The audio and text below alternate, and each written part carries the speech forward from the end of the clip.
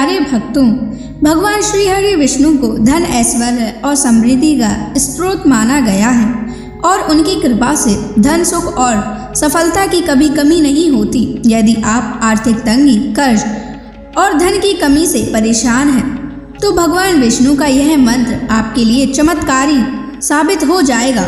इस मंत्र के नियमित 108 बार जाप करने से व्यापार और करियर में अपार उन्नति प्राप्त होने लगेगी। घर में स्थायी रूप से लक्ष्मी का वास होने लगेगा। सभी प्रकार की नकारात्मकता और आर्थिक बाधाएं समाप्त हो जाएंगी। जो भी भक्त सच्चे मन से विष्णु जी के इस मंत्र का जाप करता है, उसे अपने जीवन में धन और सफलता की कभी कमी नहीं आती है। इसलिए प्यारे भक्तों, इस मंत्र का जाप अवश्य करें। यह मंत्र बहुत ही चमत्कारी और अद्भुत मंत्र है। इस मंत्र का प्रभाव तुरंत ही दिखाई देने लगता है। इस मंत्र को आपको नियमित 108 बार जाप करना है। अगर आप भगवान विष्णु का आशीर्वाद प्राप्त करना चाहते हैं तो इस वीडियो को लाइक और चैनल को सब्सक्राइब जरूर कर दीजिए और कमेंट बॉक्स में जय विष्णु अवश्य लिख दीजिए। तो चलिए भक्तों, मंत्र का जाप करना प्रारंभ करते हैं। ओम नमो भगवते वासुदेवाय धनम मे देहि शीघ्रम्। ओम नमो भगवते वासुदेवाय धनम मे देहि शीघ्रम्। ओम नमो भगवते वासुदेवाय धनम मे देहि शीघ्रम्। ओम नमो भगवते वासुदेवाय धनम मे देहि शीघ्रम्। ओम नमो भगवते वासुदेवाय धनम मे देहि शीघ्रम्। ओम नमो भगवते वासुदेवाय धनम मे देहि शीघ्रम्। ओम नमो भगवते वासुदेवाय धनम मे देहि शीघ्रम्। ओम नमो भगवते वासुदेवाय धनम मे देहि शीघ्रम्। ओम नमो भगवते वासुदेवाय धनम मे देहि शीघ्रम्। ओम नमो भगवते वासुदेवाय धनम मे देहि शीघ्रम्। ओम नमो भगवते वासुदेवाय धनम मे देहि शीघ्रम्।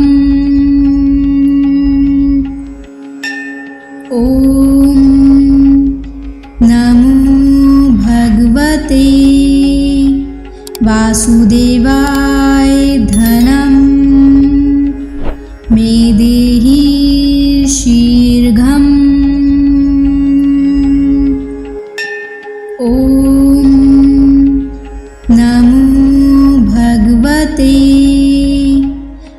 वासुदेवाय धनं मे देहि शीघ्रम्। ॐ नमो भगवते वासुदेवाय धनं मे देहि शीघ्रम्। ॐ नमो भगवते वासुदेवाय धनं मे देहि शीघ्रम्। ॐ नमो भगवते वासुदेवाय धनं मे देहि शीघ्रम्। ॐ नमो भगवते वासुदेवाय धनं मे देहि शीघ्रम्। ॐ नमो भगवते वासुदेवाय धनं मे देहि शीघ्रम्। ॐ नमो भगवते वासुदेवाय धनं मे देहि शीघ्रम्। ॐ नमो भगवते वासुदेवाय धनं मे देहि शीघ्रम्। ॐ नमो भगवते वासुदेवाय धनं मे देहि शीघ्रम्। ॐ नमो भगवते वासुदेवाय धनं मे देहि शीघ्रम्। ॐ नमो भगवते वासुदेवाय धनं मे देहि शीघ्रम्। ॐ नमो भगवते वासुदेवाय धनं मे देहि शीघ्रम्। ॐ नमो भगवते वासुदेवाय धनं मे देहि शीघ्रम्। ॐ नमो भगवते वासुदेवाय धनं मे देहि शीघ्रम्। ॐ नमो भगवते वासुदेवाय धनं मे देहि शीघ्रम्। ॐ नमो भगवते वासुदेवाय धनं मे देहि शीघ्रम्। ॐ नमो भगवते वासुदेवाय धनं मे देहि शीघ्रम्। ॐ नमो भगवते वासुदेवाय धनं मे देहि शीघ्रम्। ॐ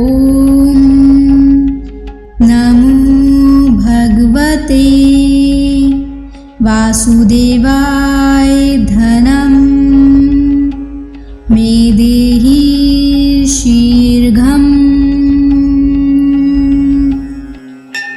ॐ नमो भगवते वासुदेवाय धनं मे देहि शीघ्रम्। ॐ नमो भगवते वासुदेवाय धनं मे देहि शीघ्रम्।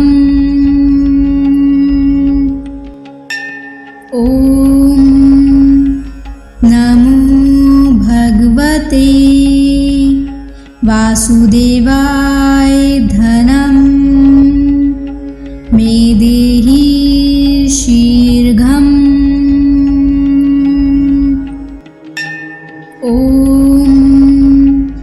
नमो भगवते वासुदेवाय धनं मे देहि शीघ्रम्। ॐ नमो भगवते वासुदेवाय धनं मे देहि शीघ्रम्। ॐ नमो भगवते वासुदेवाय धनं मे देहि शीघ्रम्। ॐ नमो भगवते वासुदेवाय धनं मे देहि शीघ्रम्। ॐ नमो भगवते वासुदेवाय धनं मे देहि शीघ्रम्। ॐ नमो भगवते वासुदेवाय धनं मे देहि शीघ्रम्। ॐ नमो भगवते वासुदेवाय धनं मे देहि शीघ्रम्। ॐ नमो भगवते वासुदेवाय धनं मे देहि शीघ्रम्। ॐ नमो भगवते वासुदेवाय धनं मे देहि शीघ्रम्। ॐ नमो भगवते वासुदेवाय धनं मे देहि शीघ्रम्। ॐ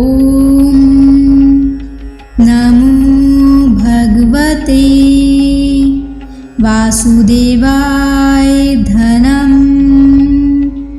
मे देहि शीघ्रम्। ॐ नमो भगवते वासुदेवाय धनं मे देहि शीघ्रम्। ॐ नमो भगवते वासुदेवाय धनं मे देहि शीघ्रम्। ॐ नमो भगवते वासुदेवाय धनं मे देहि शीघ्रम्। ॐ नमो भगवते वासुदेवाय धनं मे देहि शीघ्रम्। ॐ नमो भगवते वासुदेवाय धनं मे देहि शीघ्रम्। ॐ नमो भगवते वासुदेवाय धनं मे देहि शीघ्रम्। ॐ नमो भगवते वासुदेवाय धनं मे देहि शीघ्रम्। ॐ नमो भगवते वासुदेवाय धनं मे देहि शीघ्रम्। ॐ नमो भगवते वासुदेवाय धनं मे देहि शीघ्रम्। ॐ नमो भगवते वासुदेवाय धनं मे देहि शीघ्रम्। ॐ नमो भगवते वासुदेवाय धनं मे देहि शीघ्रम्। ॐ नमो भगवते वासुदेवाय धनं मे देहि शीघ्रम्। ॐ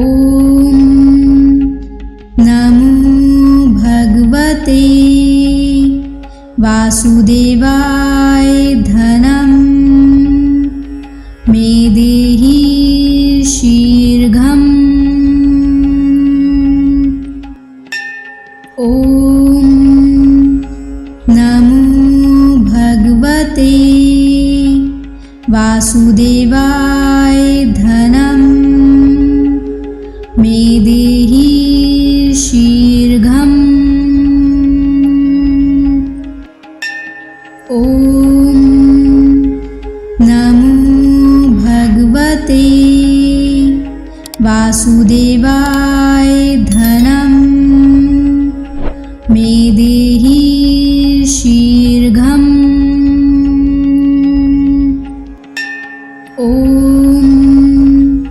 नमो भगवते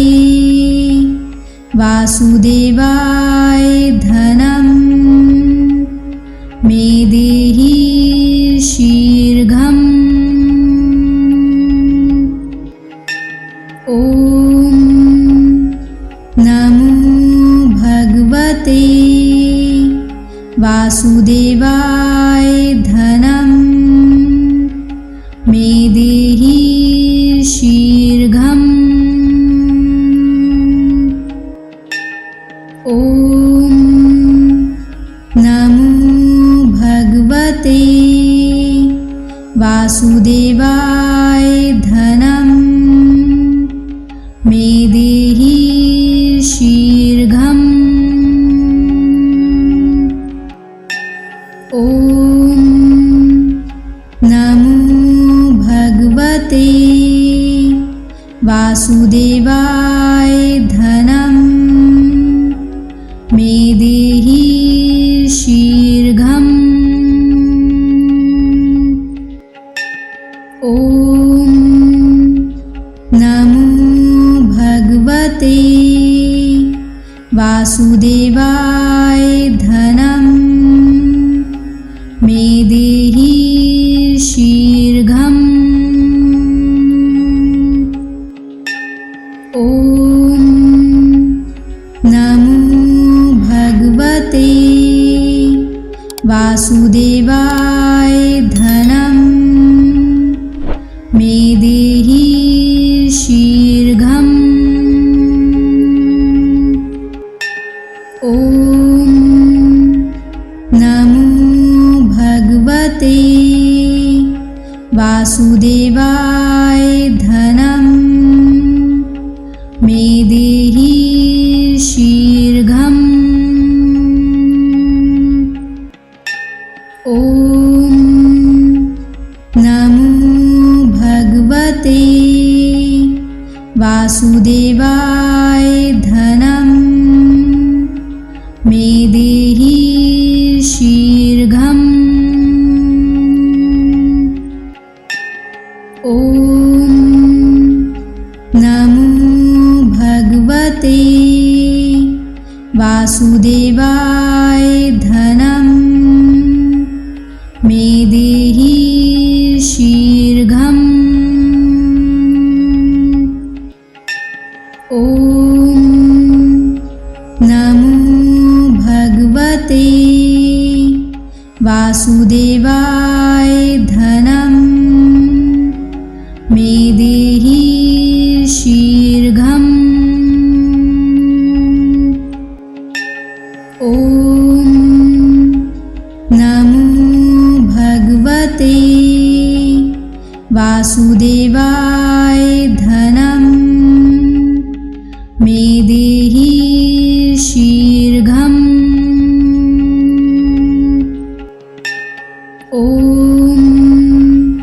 नमो भगवते वासुदेवाय धनं मे देहि शीघ्रम्।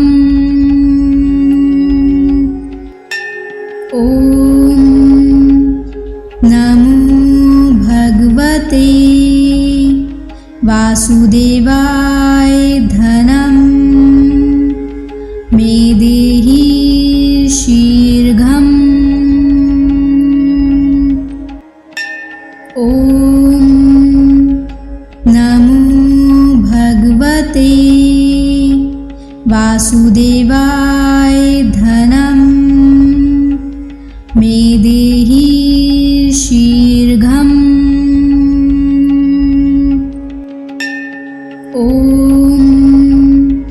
नमो भगवते वासुदेवाय धनं मे देहि शीघ्रम्। ॐ नमो भगवते वासुदेवाय धनं मे देहि शीघ्रम्। ॐ नमो भगवते वासुदेवाय धनं मे देहि शीघ्रम्। ॐ नमो भगवते वासुदेवाय धनं मे देहि शीघ्रम्। ॐ नमो भगवते वासुदेवाय धनं मे देहि शीघ्रम्। ॐ नमो भगवते वासुदेवाय धनं मे देहि शीघ्रम्। ॐ नमो भगवते वासुदेवाय धनं मे देहि शीघ्रम्। ॐ नमो भगवते वासुदेवाय धनं मे देहि शीघ्रम्। ॐ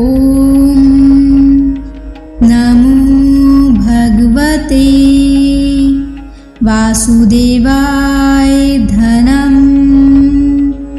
मे देहि शीघ्रम्। ॐ नमो भगवते वासुदेवाय धनं मे देहि शीघ्रम्।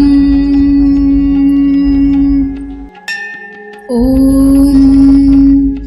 नमो भगवते वासुदेवाय धनं मे देहि शीघ्रम्।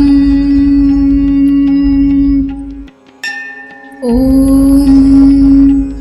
नमो भगवते वासुदेवाय धनं मे देहि शीघ्रम्। ॐ नमो भगवते वासुदेवाय धनं मे देहि शीघ्रम्। ॐ नमो भगवते वासुदेवाय धनं मे देहि शीघ्रम्। ॐ नमो भगवते वासुदेवाय धनं मे देहि शीघ्रम्। ॐ नमो भगवते वासुदेवाय धनं मे देहि शीघ्रम्। ॐ नमो भगवते वासुदेवाय धनं मे देहि शीघ्रम्। ॐ नमो भगवते वासुदेवाय धनं मे देहि शीघ्रम्। ॐ नमो भगवते वासुदेवाय धनं मे देहि शीघ्रम्। ॐ नमो भगवते वासुदेवाय धनं मे देहि शीघ्रम्। ॐ नमो भगवते वासुदेवाय धनं मे देहि शीघ्रम्। ॐ नमो भगवते वासुदेवाय धनं मे देहि शीघ्रम्। ॐ नमो भगवते वासुदेवाय धनं मे देहि शीघ्रम्। ॐ नमो भगवते वासुदेवाय धनं मे देहि शीघ्रम्। ॐ नमो भगवते वासुदेवाय धनं मे देहि शीघ्रम्। ॐ नमो भगवते वासुदेवाय धनं मे देहि शीघ्रम्। ॐ नमो भगवते वासुदेवाय धनं मे देहि शीघ्रम्। ॐ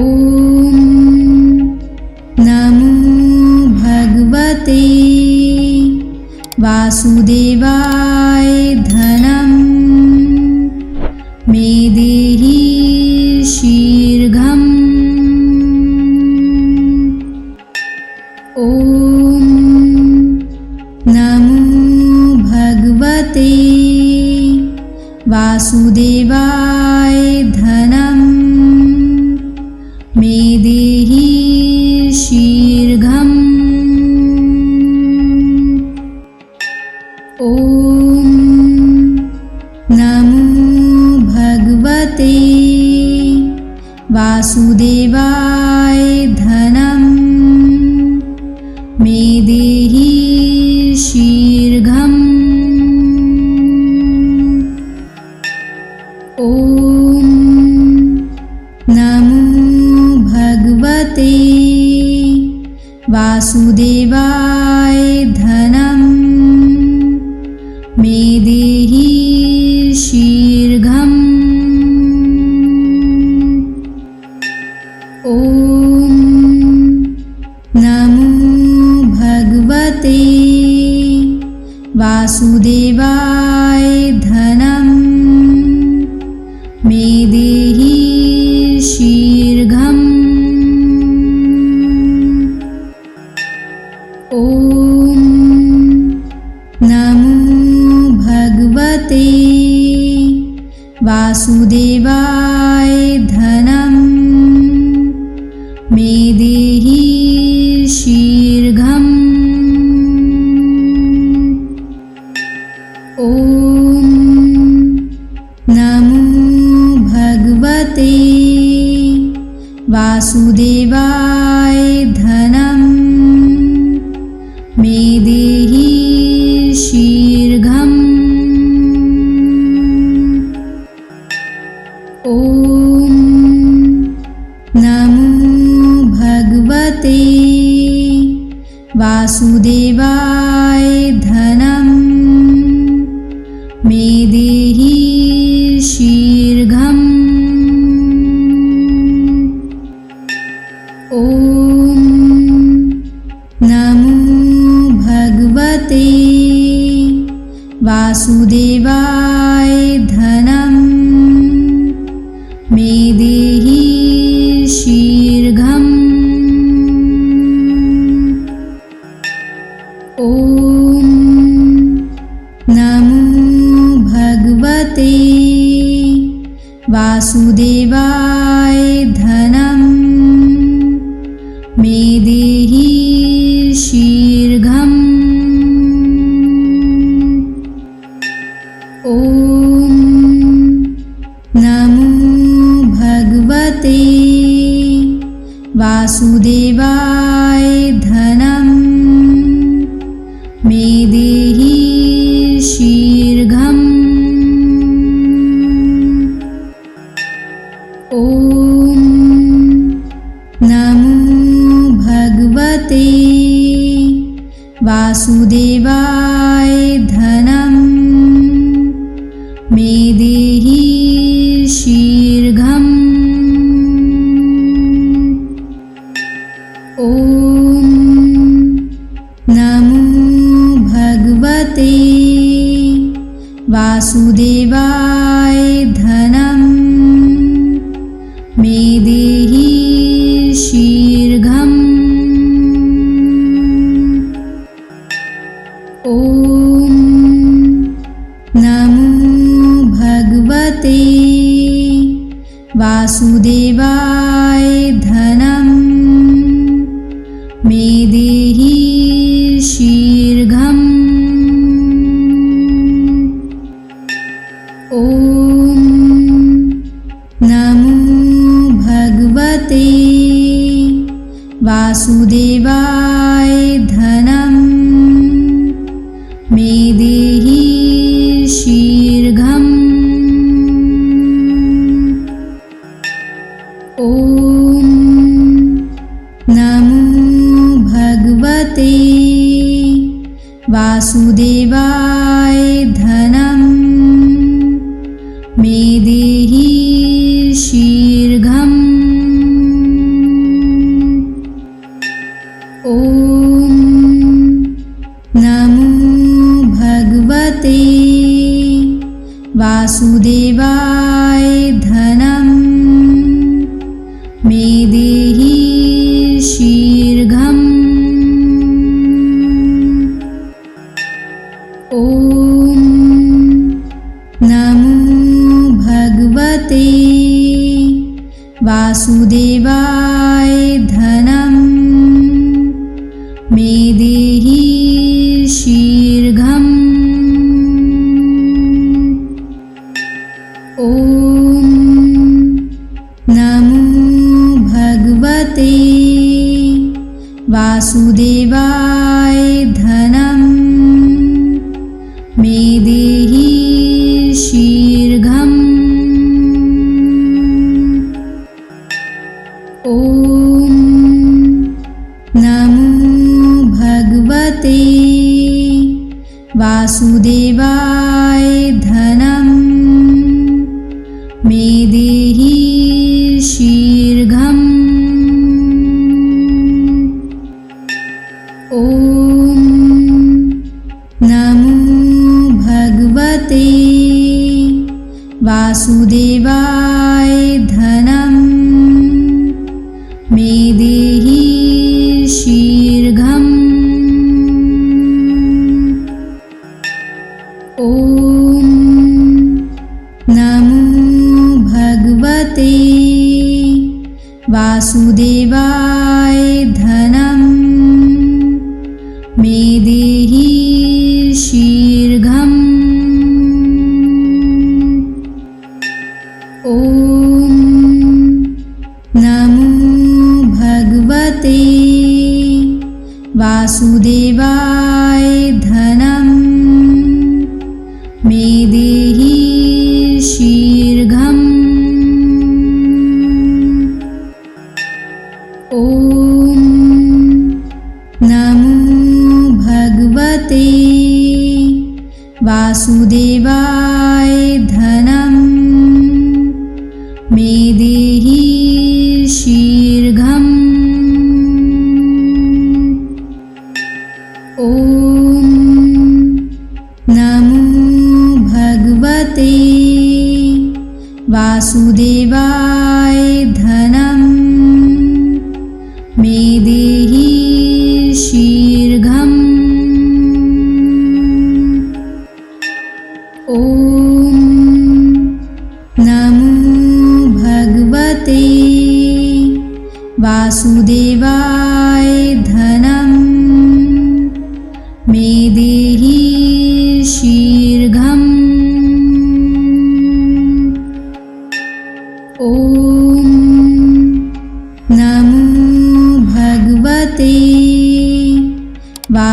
देवाय धनं